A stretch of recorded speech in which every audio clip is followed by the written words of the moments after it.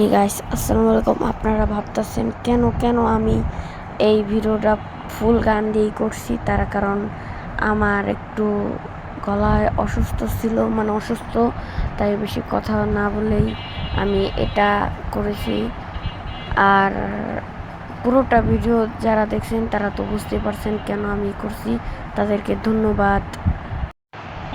আপনাদেরকে বলছিলাম যে রোলস রয়েস মোড দেখ, কিন্তু এই ভিডিওটা পড়েছিল তাই এটা শেয়ার করে দিলাম। দেখা হবে অন্য কোনো ভিডিওতে।